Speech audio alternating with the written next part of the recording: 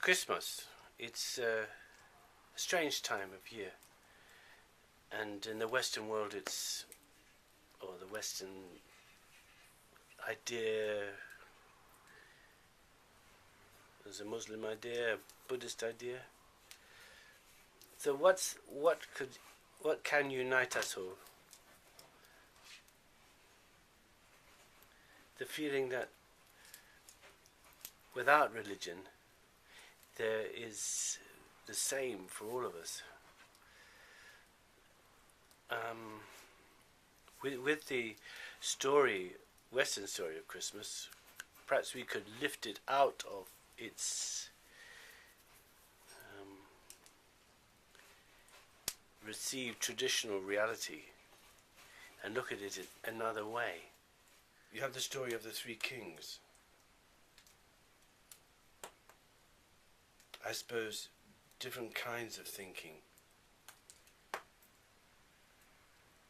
different kinds of feeling, intuition, and they follow a star. Now in yourself, you're looking out all the time for, in your thought, you're looking out for something, can be looking out for something, a sign, a thing in your life. You're trying to look out and see whether this is the time to do your job, to leave your job, you're trying all the time to work out what your intuition is. And intuition is important because it's your inner tutor, intuition. I don't know. Interesting, don't you think? You're following a desire, a thought, a quality. And they follow this, thinking, this is a star. I must follow it. Because I feel that this star is going to show me something. And how many times do you feel that you must go to London, or you must go and see something, or you must follow an idea? And this is very like the star. And you know that if you follow this idea, it will come to some a feeling, an intuition. You're onto a good thing. You think, yes, I did that. Yes, that's right.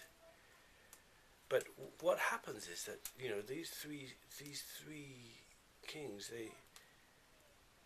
they go to some place. They go to Herod because they go to the ego,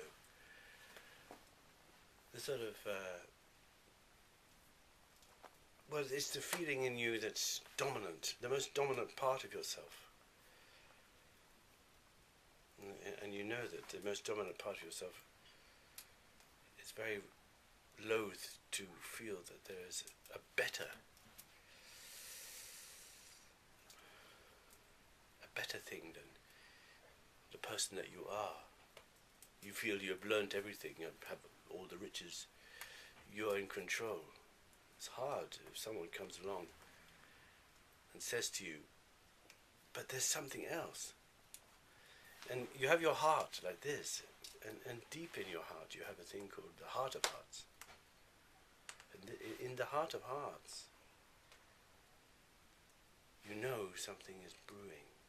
You keep it to yourself. You ponder like Mary did. You ponder these things. They're not so bright as the main ego part of you. You know inside yourself, deep inside, you have another story going on. And it's in this story that your intuition tells you that there's something going on. But you see, Herod mustn't hear about it. Your ego mustn't hear that there may be something more important, or a king of kings, or an ego of egos, something that would make you feel that your ego would feel not as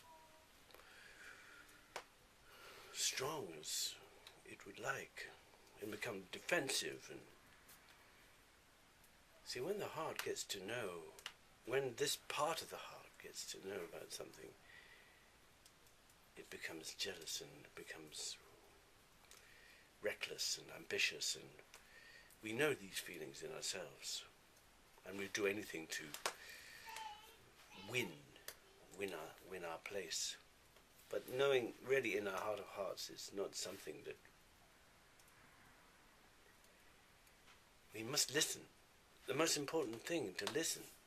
But the ego doesn't listen. Herod doesn't listen. He goes out and says, just kill all the firstborn, and they're bound to kill all ideas, kill all these things. I have enough. I can't have this, these people, these ideas, these things going on.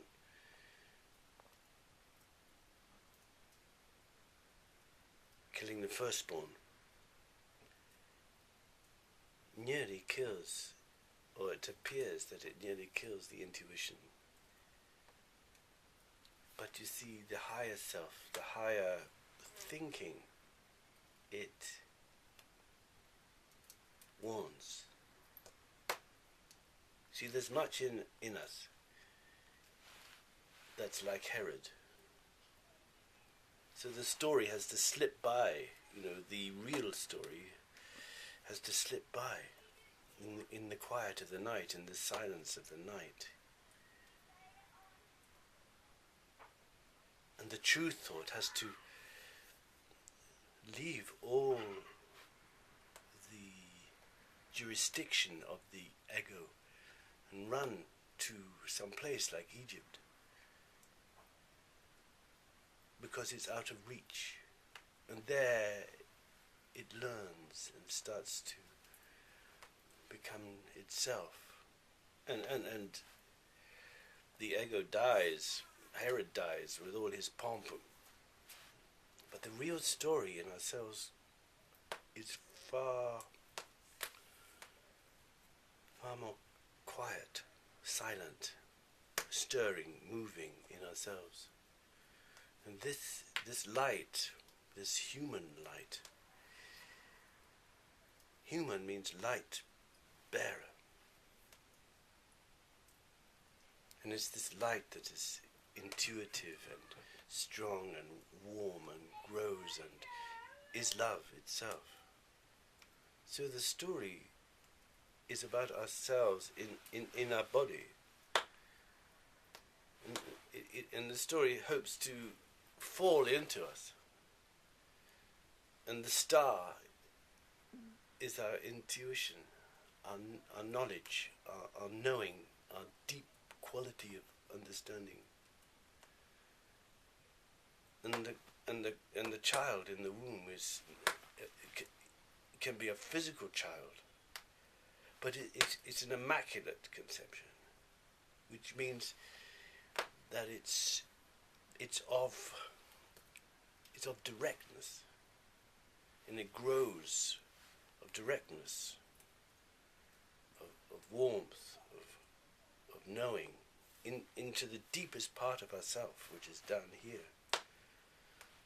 And that's like a child. A child comes into the body like this. An idea comes into the mind, into the quality of the heart. And all this birth everywhere in ourselves. So the story is not an old story, but one that tries to point out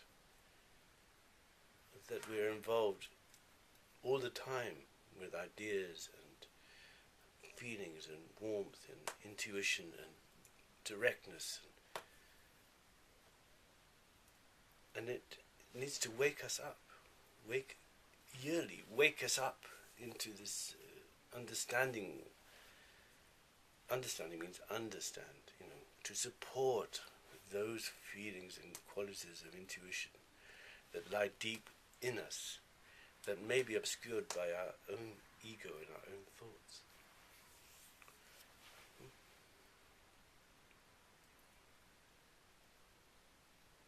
This is to be thought, to be able to see how our body works in this intuitive way. And at Christmas, it can be a signal to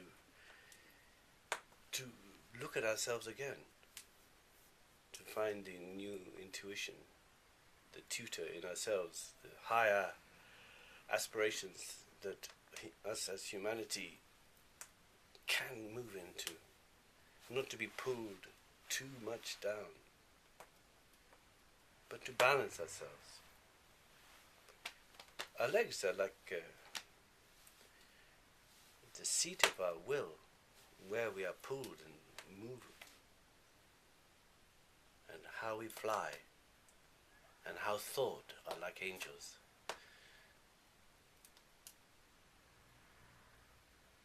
Flying in thousands around the earth. And the earth, we have a world of our own, and there's a world which every individual has, and the world which contains all those a worlds. And somehow we must learn how to get into the world. Become I am. Become. Try and listen to the thing that's behind the words, behind the ego, behind Herod, behind those qualities. And seek to come forward, because this birth is the birth of the twin. Later in the story, the most wonderful part of ourselves, we crucify it, subjugate it, torture it. That's a big story.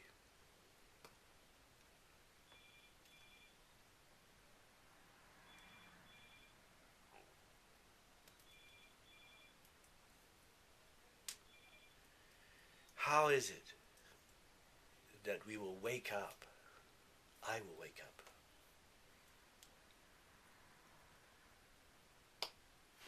We are all like this. All with bodies.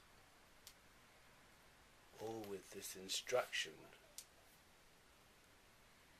All with hearts and minds. It's the religious quality only obscures our presentness. And at Christmas we have presents. We're given presents. Why are we given presents? Because to be in the present is a great celebration. To realize in the present that you can come out of this present and into the world, out of a world into the world. To be generous, to open, to allow in. So us giving presence, to be in the presence of, this is what we can celebrate. But we do it in a kind of physical way by giving presents and so on. But the sort of more lighter version of it is to realize that one's in the present, and that you must open yourself, and open yourself to the world, and not stay inside a boxed up thing.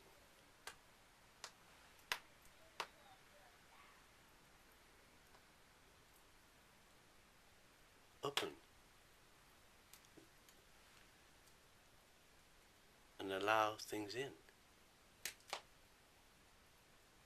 and yourself out.